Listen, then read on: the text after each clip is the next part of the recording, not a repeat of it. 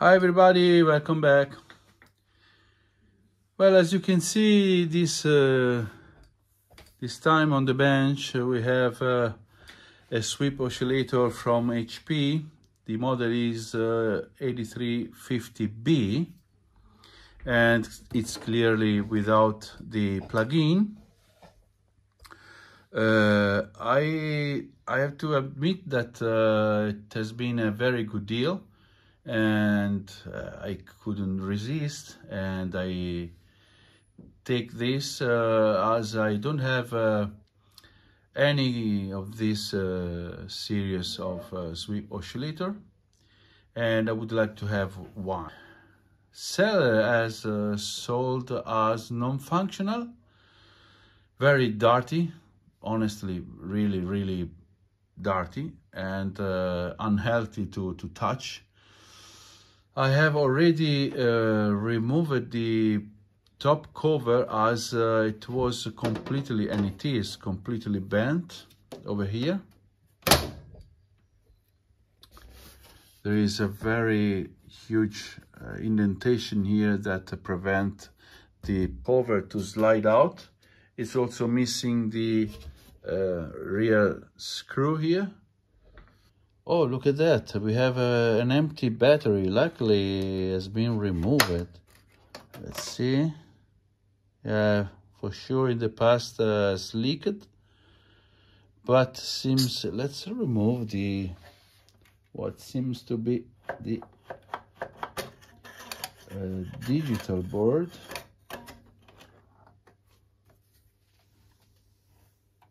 That's okay. It seems we don't have bad signs except here.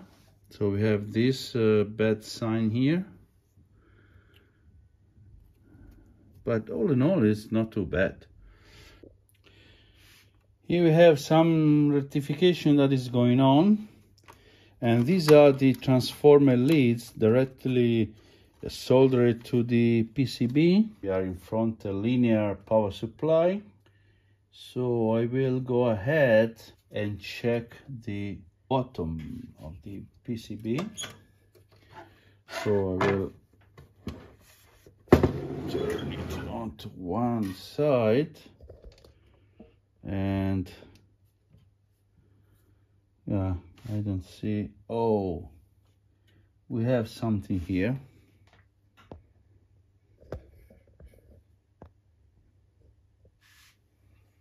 This must be investigated. There is a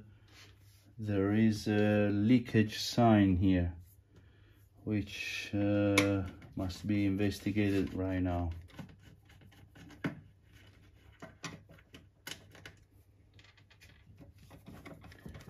I don't know if it has been the battery in the past or the capacitor.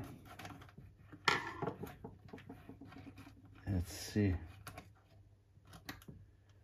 what we have. We have a temperature switch. Okay, actually I don't see nothing.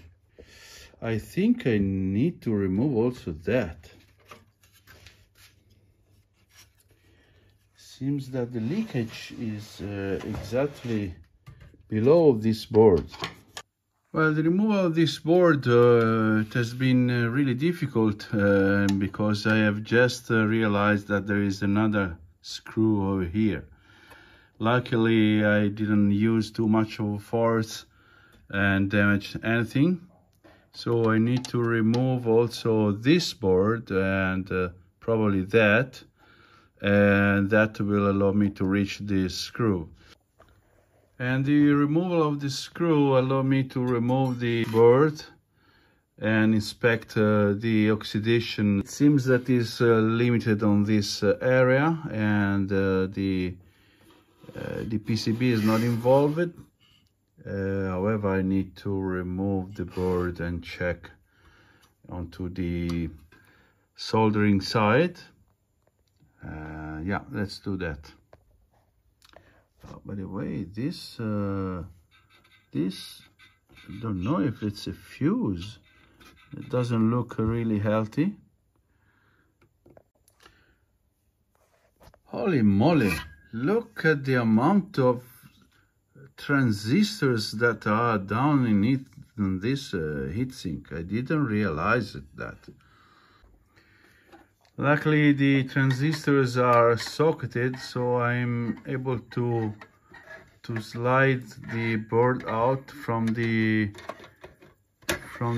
transistors terminals. And let's check it out. The board is in fantastic shape. No problem of oxidation at first glance. I don't see any signs. I will inspect for solder joints, but no leakage.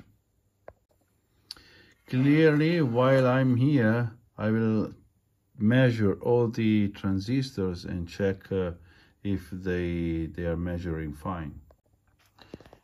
Checking the fuse that was looking burnt, it's fine. It seems ceramic. The shell of the fuse itself looks like ceramic to me. And very first time that I see one of this color. I have seen white ones, but never brown ones.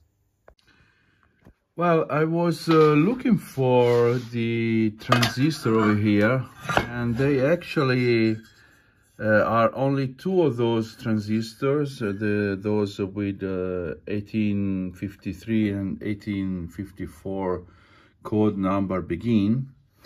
All the others are regulators, with the exception of this, which is an SCR. And clearly with the component tester, I can only check these two transistors. The SCR, as it's a large power SCR, as we have other two of the same model, which is, by the way, a 2N 2669, I believe, but I'm not sure on that. So this kind of SCR have an internal resistor to prevent false triggering. This large power SCR has this internal resistor which prevent the component tester to test it correctly. So I can't say if they are good or not. However, while I was looking onto the rectifier board, I've noted that those two fuses are both blown out. Now, unfortunately, so far I couldn't be able to find this schematic. I just found a sort of block diagram of the rectifier and regulator board. So I'm not entirely sure what this kind of these two fuses are feeding in the instrument. So I will have to make sort of retro engineering to understand where those fuses are going to. There also might be that the large capacitors that are in the instrument where it needs to be reformed, the instrument has been just plugged in and the fuses fails. That is an option, and it would be also a nice option, I have to say. Both fuses are 2 amps and they are not exploded, but they are interrupted. So seems to be not a very large current, so that makes me hope that was just because of the capacitor completely discharged after a long sitting time for the instrument. So I will go ahead and remove also these two capacitors and get them reformed externally. And then I will check the instrument with the wall board fitted in again. By the way, this is not the digital section, this is the GPIB or HPIB board. Digital section is over here. You can see the EEPROM over there. So I think that digital section is over here.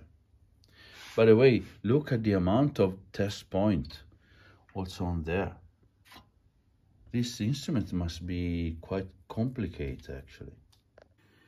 Well, while I'm here testing and reforming the capacitors, which are all of those pretty fine, I've noted that this transistor, it's moving too much.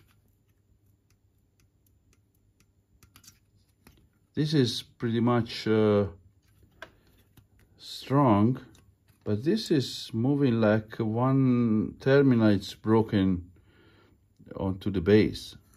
So let me remove that and check. Well, I think I found the problem here. This leg, it's moving inside the shell.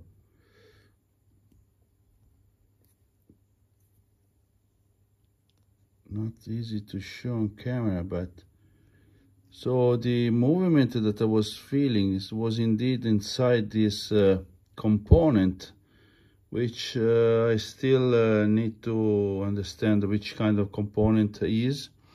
Measuring with component tester, measure as a 60 picofarad capacitor. Yeah, it's moving very little bit. Okay. But this terminal, I think it's not doing contact internally, is damaged. Well, the component turns out that is an SCR, and it is 400 volt and 4.5 amps. The cross reference number is the S2600D-2, which is 400 volt, 4.5 amp average, 7 amp peak. I found a replacement which is an equivalent, which is a TAG and something. I can't remember exactly the model, which I have already ordered. I'm waiting for the arrival. However, I will go ahead with the cleaning. I want to also take care of the front panel, which is quite dirty. And there are those knobs that are really close to the face and are rubbing the front panel, and I really don't like it. So I will go ahead and clean that. I will also clean the capacitor's bay and the contact over there, the contact onto the boards. I will check also the capacitors over there. And yeah, I will just left the board outside. I will take care of the corrosion here, also over there onto the thermal switch. We have another problem here. The screws down there are pretty much smashed out and very impossible to loosen with the Allen key. I have both the Imperial and the metric. None of those it's working, so I think I need to prepare a tool that hopefully will allow me to remove this. I am afraid that this knob has received an impact in front, and it's laid out onto the shaft, and it's now very tight. We have seen the same thing in other instruments before this, that the removal, it's quite difficult. Sometimes also broke the knob itself. Well, this time I've been lucky. I found that this Torx insert was gripping pretty much well onto the screw, and I've been able to loosen them. That's the front panel removed.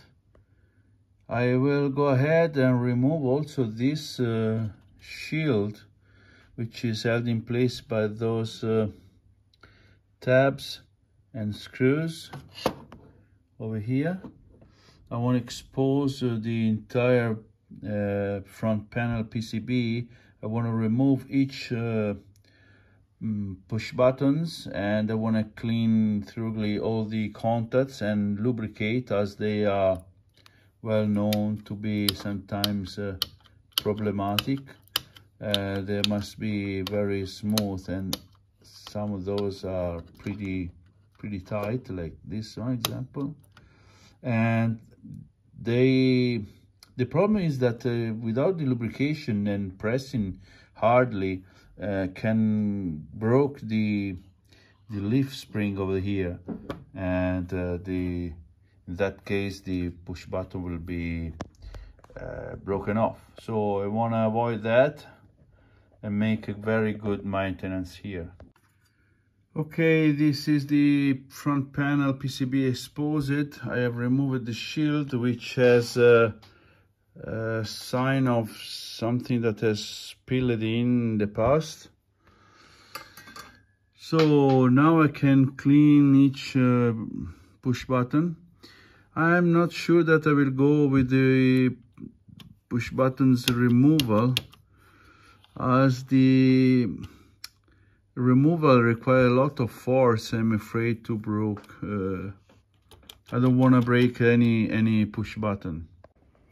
Well, I eventually have decided to remove the entire number of boards, and the battery leakage has somehow damaged a bit the PCB, the motherboard, and the socket over there. So I will clean them, also this one, with contact cleaner, and makes that everything is fine and without any corrosion signs. Need to finish the cleaning here and over here, and then we will see. And looking at this connector, there is something that I really don't like, and that might be the cause of the fuse blowing.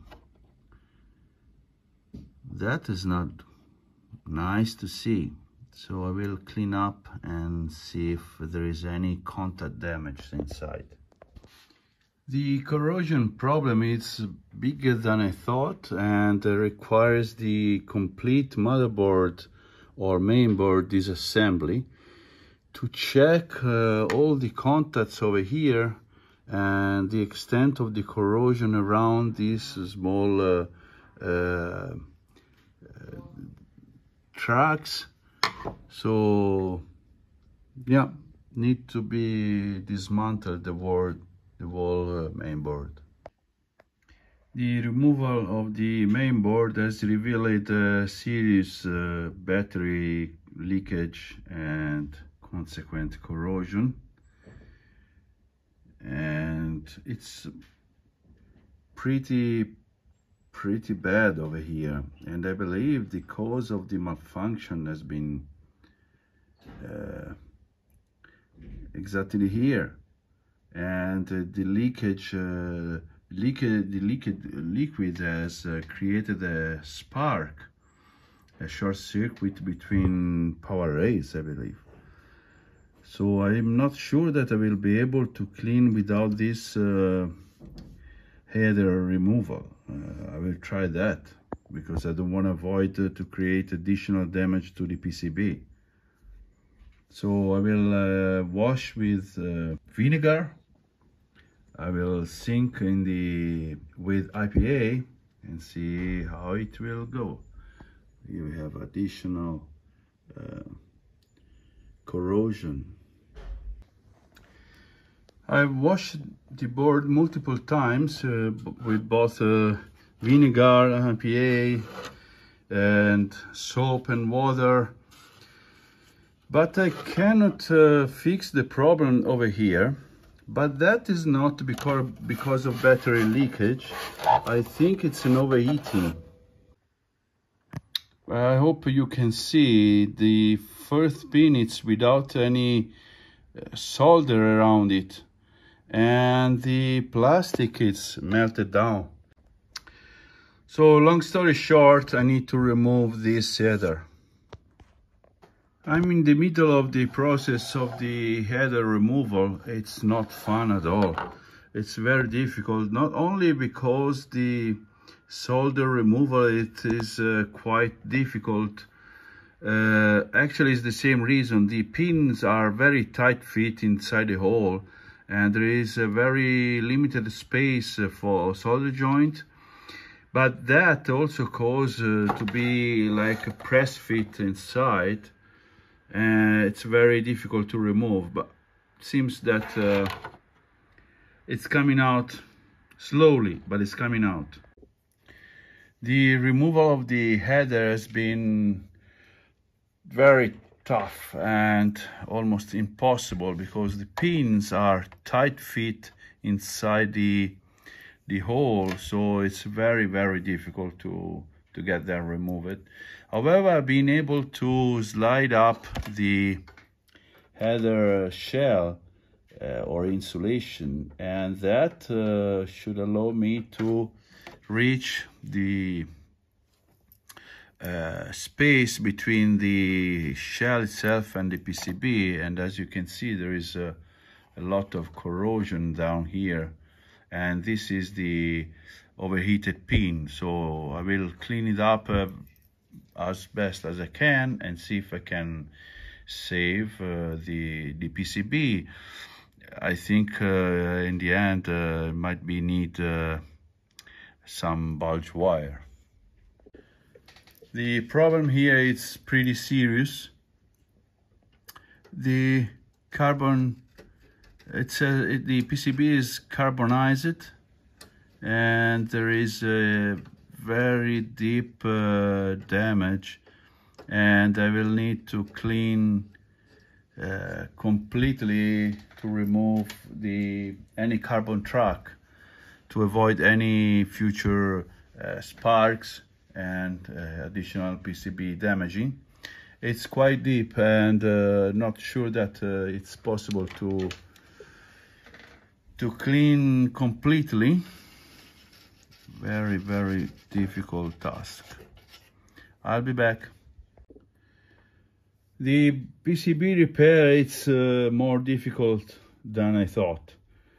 I have almost removed the entire carbonized area of the PCB, but I still have 2 megs or 4 megs of resistance and 12 meg on the other side. On the good pins I have nothing, so I think I need to scrape more the PCB until I will find all the clean section. There might be that there is, as the PCB itself has soaked a bit of liquid, and that is the cause. So I will try to heat up and see if I can steam all the liquid content of the vinegar, IPA, and soap and water. So there might be all of those inside the PCB. It's quite difficult to repair that. Well, I left the PCB alone for a bit, and the resistance now it's rised up to 13 mega ohm. So it seems that must be some liquid inside the thickness of the PCB. I've just finished the board cleaning and I've reassembled and resoldered the header. By the way, we are still not in perfect shape. I'm having a bit of resistance here in the order of 20 meg and 30 meg on the other side. It seems that the more I stay open, the better the result is, but I'm not expecting that the resistance will go to zero, I mean to infinite. So I'm not sure that this will cause a malfunction for the future work of the instrument, as this is the connection with the plug-in. So I'm not sure what this connection is meant for. So, but for the moment I can leave like that.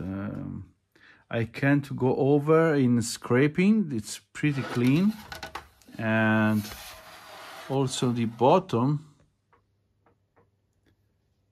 this is the best we can achieve. It's not the best job in the world, but I can do more than that. I can clean and remove the what remain of this solder mask, which by the way has gone a lot of. But I don't think the problem is here. I think it's somewhere else. I have cleaned the whole board also onto this via. So we will see in the future if we will have a problem. Probably I will place a direct connection, but for the moment I think it's good like that, and I can reassemble everything. The extension of the damage, it's pretty high. This is the fans grill, and the GPIB or HPIB port is also damaged. There are oxidation signs, and also onto the casting over here.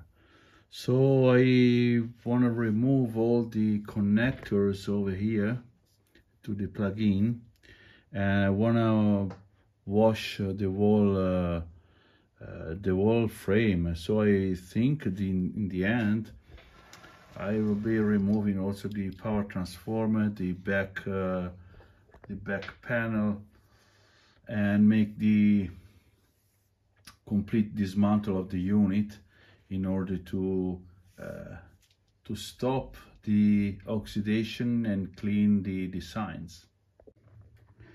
Well, as you can see, nothing has remained onto the frame.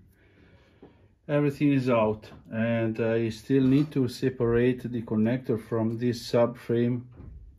But now I can go ahead with the wall washing. What a mess.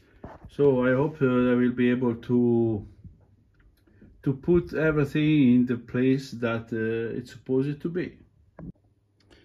I'm not sure that is visible, but the connector, also the plug-in connector, has that green oxidation onto the last 4 or 5 contacts.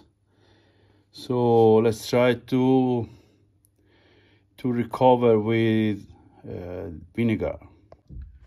I went ahead with the cleaning process of the connector, and it's not perfect, and still there are some signs, but usable. So it's usable and it's good. One wire was broken. The oxidation has eaten up the copper, and I had to peel off and shorten a bit, but seems to be fine. I have cleaned also this side, seems fine. I've cleaned the frame, and well, the corrosion signs are visible, but at least there are not any more oxidation in course. I had to scrape with this bronze brush to remove the oxidations. So, more thing to do. This connector seems fine, luckily. I need to fix some of the screws that are oxidized, and I will let them soak onto the vinegar, as well as this network of the fan. I also probably try to, over the oxidation sign removal, I will try to give the original shape onto this filter, which has seen better days. And I need to clean the overheating sensor, back panel, and the heatsink, the big heatsink, over the entire numbers of panel and handles and covers and things like this one. So still a lot to do. Well, I think I have cleaned everything. Time to reassemble. But while I'm here, I also gave a nice cleaning and lubricating to the fans bearing. Well, I'm just reassembling the reverse order. I'm not expecting a quiet fan as spinning by head. I heard that the bearings still contain some dusty. Another thing that I discovered is that the fuse puller were broken. It was broken in the half. So I have bonded together, and I will reassemble it, but I don't think we'll hold a fuse remover in the future. The fuse is the correct amperage, 2 amps as requested here.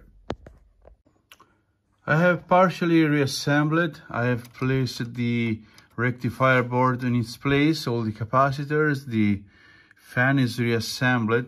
What I want to do is to apply power in this condition so I can check the fan and the unregulated power supplies or rails in order to see if there is any problem here with ripple and capacitors, which I already have reformed externally from the instrument itself, so should be everything fine.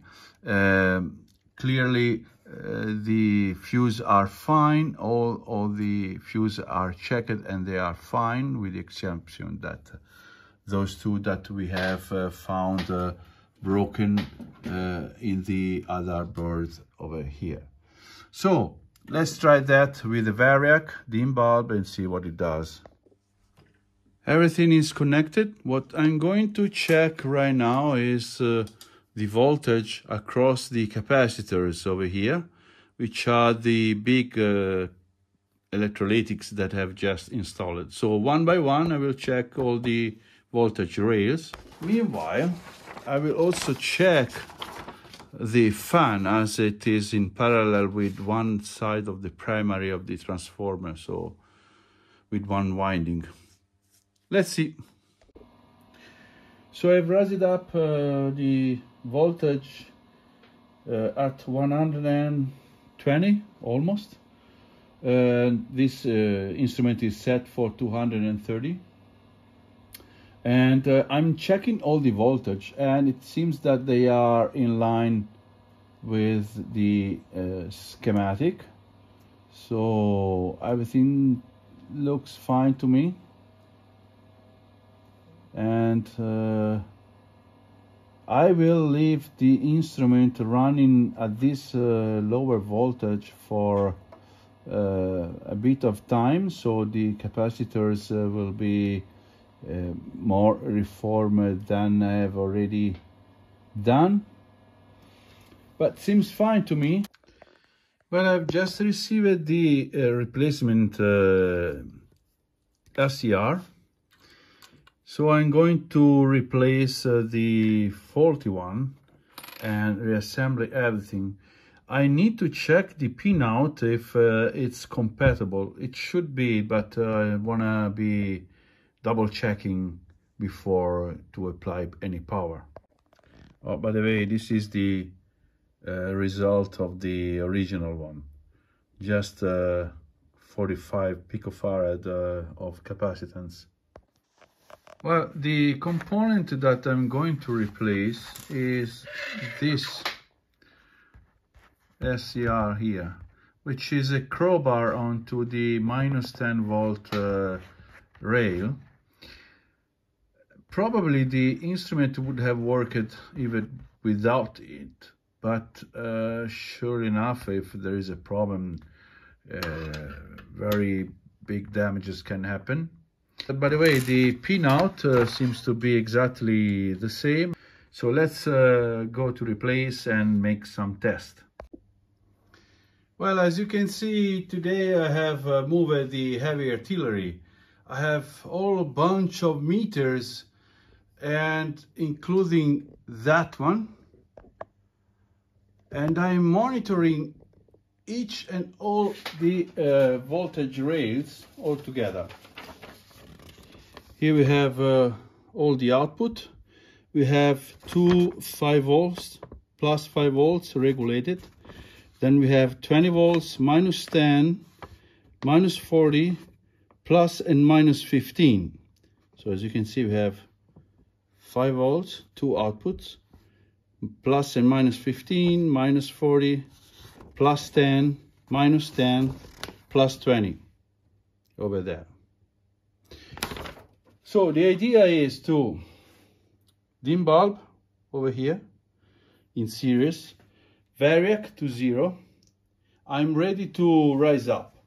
The only one board installed is the rectifier board and the regulator board. So 2 boards actually, but nothing else. So no front panel. The main switch is on. Let's start to rise up. So, okay, we see some activity on all rails. Let's rise up more. I'm hearing the fan spinning. Now, I'm at 60 volt AC. We have plus 40. Here I don't see anything here. That's not correct. Should be the minus 10 line. Let me check for connections. Well, actually, this meter is faulty for some reason. It's beeping all the time. There is something wrong with it. It was a bit of time that I wasn't using it. So let's see what else I can use. So that is the replacement. Very old meter, but still working. Now we have plus 5, both of those. Plus and minus 10 and 15, sorry. This is minus 10, this is plus 20, and no, sorry, this is minus 40, very confusing, and that is plus 20. So I will be monitoring everything while I'm rising up. This unbalancement, really don't like it, but doesn't mean that we have a problem. Rising up a bit more.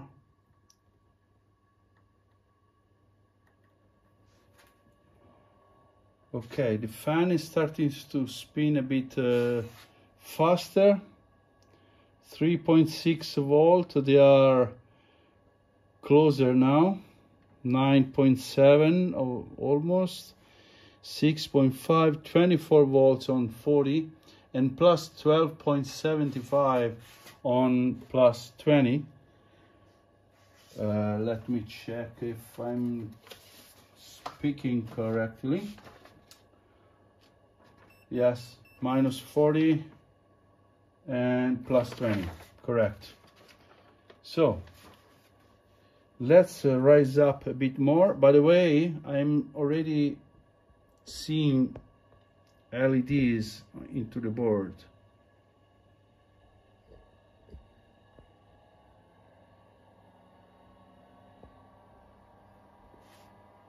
So I'm at 100 volt, 120 actually. So the plus and minus 15, it's almost there. Plus and 5, both outputs are almost there. Same thing for the plus 10 and the minus 40. Plus 20, it's plus 15.4. Everything looks fine to me. Okay, meter just shut down by itself. Okay, so rising up more.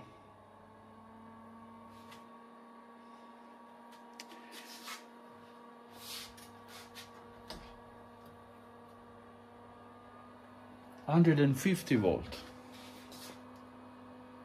Here we have over 5 volt. Here we are below 35.9. I don't like this that is beyond 5 volt.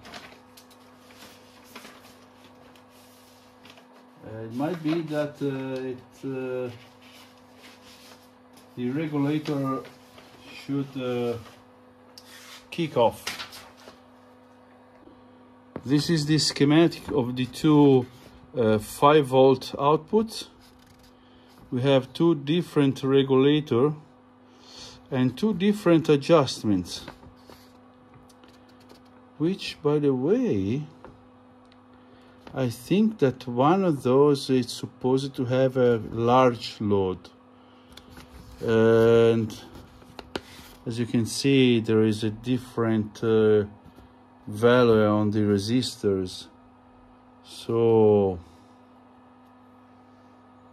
yeah, might be that the difference is just because it's unloaded. Let's rise up more. Okay, this seems to remain there, as well as this. That is strange. We are almost there on that. On 20 volts we are at 20.5, a bit higher, as well as on plus and minus 15, and 4 volt, 0.4 on plus 5, and 5.3.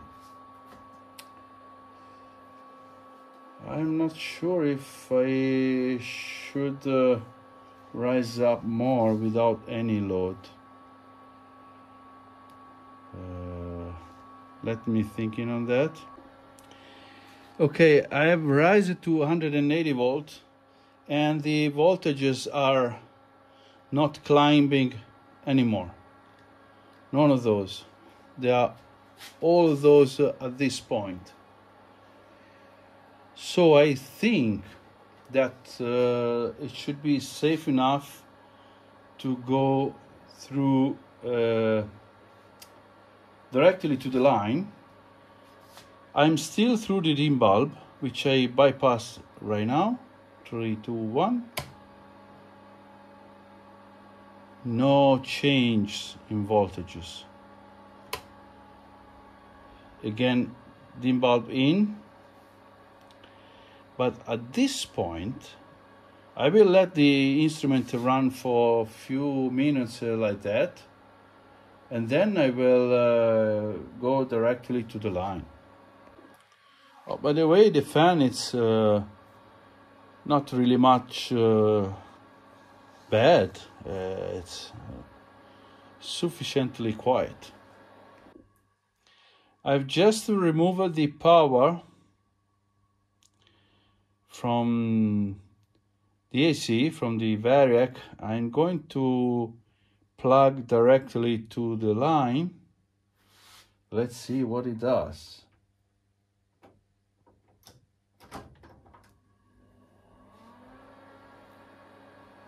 The same. Still dim bulb in, very little glowing on the lamp.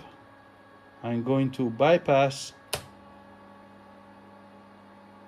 Looks fine to me and safe enough to install all the boards. Well, with still all the meter attached, I want to check the digital section. I have plugged the digital board, the microprocessor board, what I believe is a sort of interface board, and then the front panel. And still, through the dim bulb, I want to see what's happened. 3, 2, 1. Okay. Okay, we have live sign. Let me move the camera. We have error 005, which probably it's because missing other birds, but might be also a fault in the digital section. But it seems that we have some. Oh, look at that! We have all the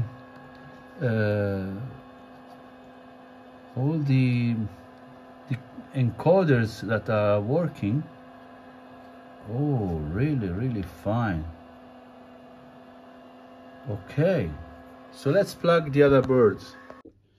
All the boards are in, and I have also mounted the lower cover. I want to avoid any short circuit onto the main board.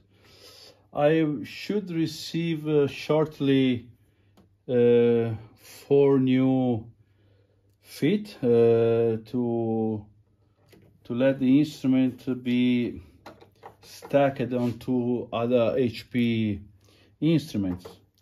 So I will finish the mount of the front panel screws, and I'll try with all the board installed. So that's the instrument completely reassembled. I'm going to switch directly to the line. No dim bulb in series, will not have enough strength to keep it up. It's only 40-watt bulb. So let's power it up and see what it does. Probably I will have some error. Before was E005, so let's see if it's gone. Okay, so the error has changed. I don't know if this is related to the fact that it's missing the plugin, but we have some activity. I do see one LED onto the digit board lighted up, probably because the error. I need to study a bit more the manual, but everything is alive. No magic smoke, no heavy current. Need to be adjusted all the power rails as they are quite off. But the instrument, well, let's check. Okay, so this should be center frequency, I think. This is delta frequency. So let's try to enter some numbers. So 2 gigahertz, and the delta, let's get 250 megahertz. So all the, oh, look at this, look at that. Let's check if we can dial, let's say 10 megahertz. Okay, we do have, oh, these are markers.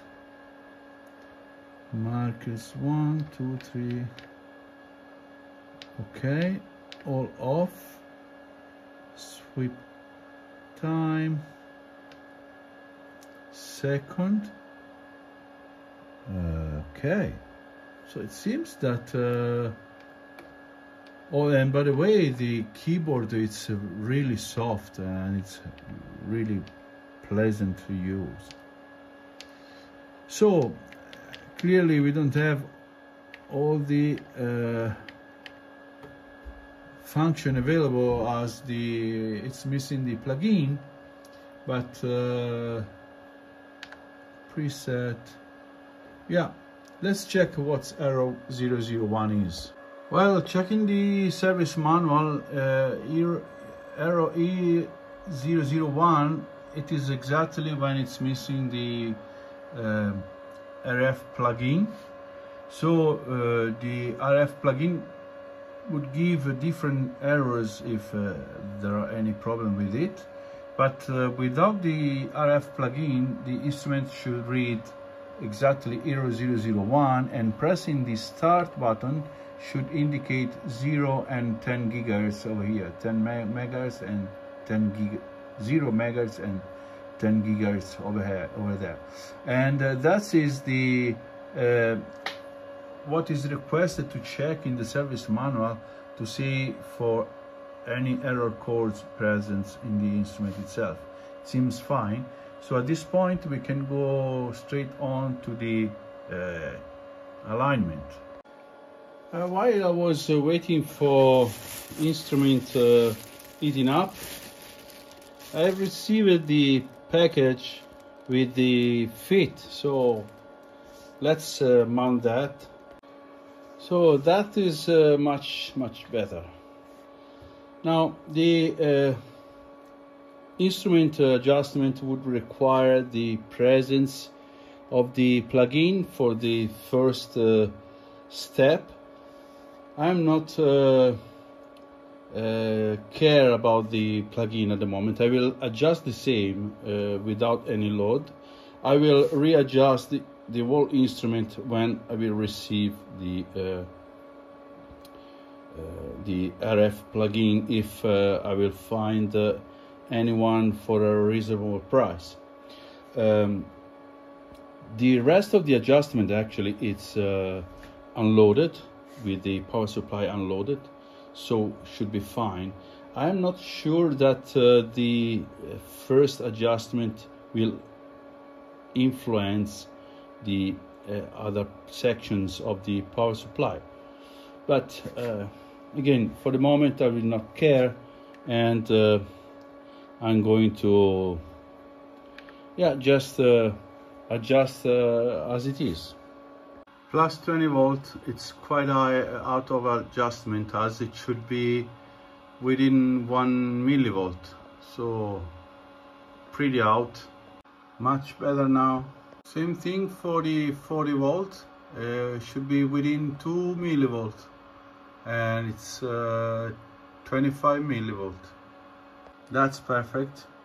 Now it might be that those two voltages are because there is any load, but I prefer to maintain those lower or actually at the exact point, and whenever I will have the plug-in, if they will drop down, I will touch up the regulation another time. Identical story for the plus 10 volt or minus, I can't remember, and I had to adjust because it was higher of about 100 millivolt. Well, I think I have another problem. I'm checking the sweep time. 1 second is 1.5 over here, and I've adjusted to the bottom of the adjustment, and over here I got 1.4 almost. Same thing for the 10 millisecond, it's 15 millisecond. So it seems that we have a reference problem. so must be checked through the schematics. Well, actually, it was my fault. The instrument is perfect. It's just the setting of the frequency counter should be measured with time interval between A and B. And if I wouldn't have this frequency counter, I wouldn't be able to make this adjustment. I am just monitoring now 1 second, and so it is requested to adjust with common A pressed DC couplet both, and slope positive on channel B, slope negative on channel A, both with attenuations. And I didn't check about the this termination, but I have terminated with 50 ohm over here, and it's pretty precise. And if I switch to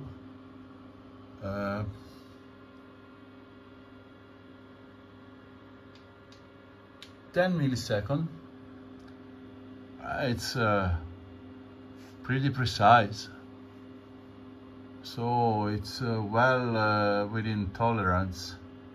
And the instrument has no fault. It's just the way that I was measuring that was wrong. That's really nice. By the way, if you need to adjust this section of sweep time, you need such kind of frequency counter. This will not be able to perform that, I believe. Okay, the rest of the calibration went pretty smoothly, so nothing of interest. It was during that process. I think at this point it's worth the purchase of a plugin. I need to cover for sure the frequency between from 1 to 2 gigahertz. So there are several plugins that are able to cover that frequency, and there are plugins that are capable to reach 40 gigahertz. But at the moment I don't think I need such frequency extension, but I will see in the future whenever I will find one for a reasonable price. All the controls are working perfectly, no problem with that, and the instrument it's responding correctly. All the calibrations went smoothly, so pretty happy with that. It's another beautiful piece of equipment. Save it. I'm not installing the and I will not install the battery since I will use pretty rarely.